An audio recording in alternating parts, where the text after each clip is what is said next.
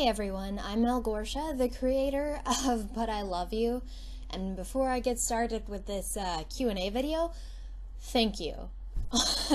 24 hours after we launched the campaign, we're already over 25% funded. That's $2,000, $2,000 plus dollars. Thank you. Thank you guys so much. Especially big shout out to Mr. James, who took the $850 tier to become the protagonist. So congratulations on becoming the protagonist.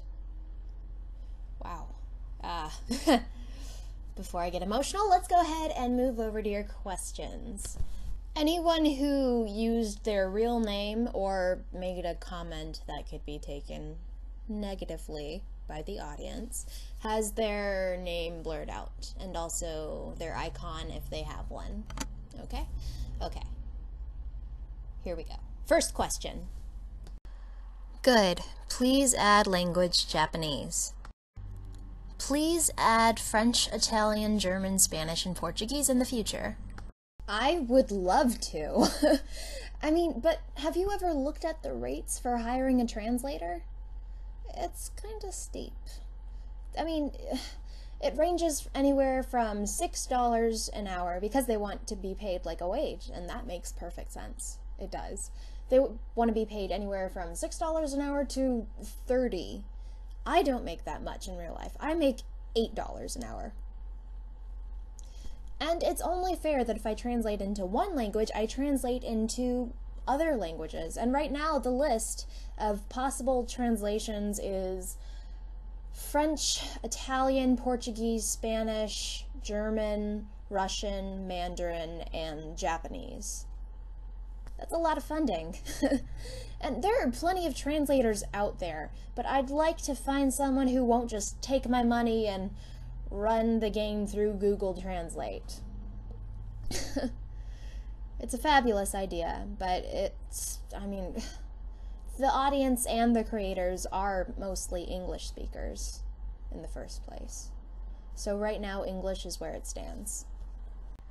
Looks kind of like a pedo game, to be honest. Most of the characters look underaged, and there isn't any male in the trailers.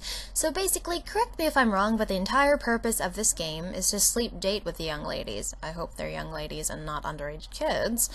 That's some hardcore female objectification going on here.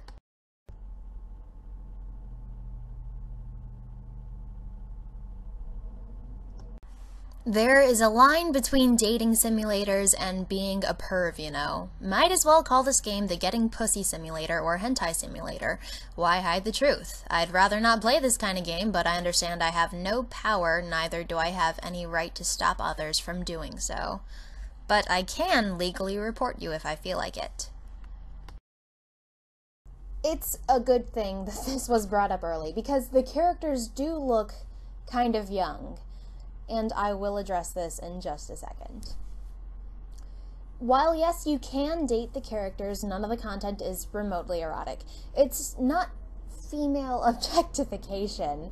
The characters are characters, not just things for the player to try to sleep with. While this is a dating sim, the player has the option of it being just a dating sim too. But the main focus of the game is discovering the mystery of the town. Because, I mean, it's a town filled with just a few people. An entire town. Okay. And secondly, the creator, me, I'm kind of a girl. I mean, yes, female objectification is as easily done by a female as it is by a male. But the furthest you can go in this game romantically is a very, very tame kiss. And an implied happily ever after. Not happily ever after like you slept together. Happily ever after like, oh, they lived happily ever after. Like a fairy tale. That's how some of the endings go. But, while the characters do look underaged, I'm addressing it, that's just the artist's style. Okay, I assure you none of them are under the age of 18, and I can't say much beyond that because it's kind of relevant to the plot, but thank you for your input. I do not condone pedophilia. You do have a second comment though, so let's get to that. Okay, 99.99 female objectification, don't get me wrong. Encourage to clear human beings. Well, it strongly depends on the way the dates are crafted into the game narrative, but seeing as there are 10 or more female characters ready to date you, I am pretty confident that this game is exactly the opposite. Okay, there are not 10 or more characters. There are a total of 5 main girls that are available at the start of the game, and then you unlock 3 or 4 more, so 9 tops. And one of them is the antagonist. That was in the description. I wish there was a version you made with guys as well, but I'm sure I'll still like this. Okay, good. While I can't promise that with this game, I can say that another game we're going to be making, it's going to be the 3rd game we make, is a more lighthearted and funny dating sim that has dateable characters of all genders. And that's not going to be anytime soon, unfortunately. But if you like fantasy classes in a modern setting, stick around for that.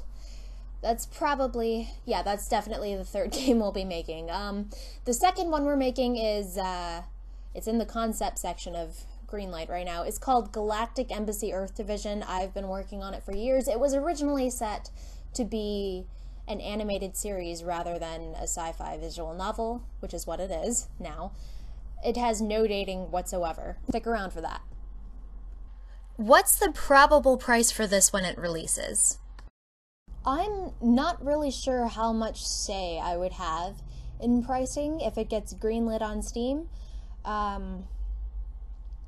would have to be contacted by Steam about that and work out something with them. But if I do have a say in it, I'm thinking between $7 and $9. Like anywhere in the range from 5 to 10. I don't imagine it going above 12. Will there be Steam keys for backers? If it gets greenlit, then definitely. Yeah, there would definitely be Steam keys for backers if it gets on Steam. Is there anything in particular that inspired this work? I would love to draw an audience by mentioning some similar visual novel or piece of work, but I, unfortunately, was just kind of eating pizza one day and thought of this. Looks like it'll be pretty good. Will there be an option to turn off the voices? It's hard to self-insert as the girls if I know their voices. If we get funded to the point where we have voice acting throughout the game, then yeah, you would definitely have the option of turning that off. What is the planned age rating on this game? Will it be for all ages, 13 plus, 18 plus? The game will likely be rated 18 plus, not because of erotic content or anything like that, but because of murder and death and possibly language and murder. In terms of the dating sim elements of the game, will there be mini-games and actual gameplay mechanics there? You know, something other than just picking a choice box that corresponds to what you think the girl wants to hear. In terms of the time puzzles and scavenger hunts, exactly how strict is the time limit, and can the time limit be changed in some way? And then, will the game have various difficulty settings, and if so, will these settings affect the story, which girls you can date, which endings you can get, etc. in any way? And then this one kind of coincides. The game will be a plain VN, or will there be minigames and such? First off, thank you Kitten Link for the fantastic questions. With the proper funding, the minigames would mostly be part of the actual dating part of the game, rather than the game. It would be an activity you and the girl you're on the date with do, relative to where the girl is. For certain reasons, the girls are unable to leave their assigned location. While I don't think it'll get you more points than working through conversation, unless you get an insanely high score, it would be just a fun little thing you have the option of doing. For the rest of the game, we're looking at scavenger hunts, riddles, really intense I Spy. The something like the sliding tiles you see in the Pokemon Ruins of Alph, and the match 3 mechanics of Bejeweled. The time limit doesn't come into play until you get to the more clearly just horror part of the game, which you have the potential of not even getting to if A, you ignore bad signs and don't dig into the mystery of the town, or B, you make the right decisions at the right time. For example, a few of the time-limited puzzles are the super intense I Spy minigames, and in which you have to search for a weapon to use before the character gets to you. If I were to add a pause button, it would be a pause button that blacks out the whole game rather than a partially transparent one that allows you to see environment or characters.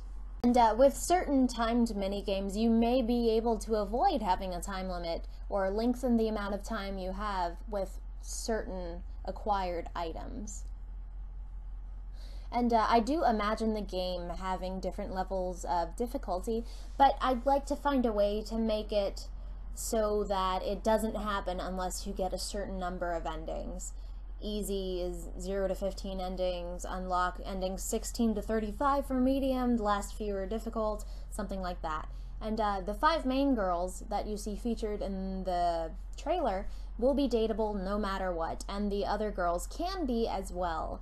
They're plot relevant rather than basic game mode. Also keep in mind that since this is a work in progress, until I figure out the funding situation, these answers are just my ideal scenario.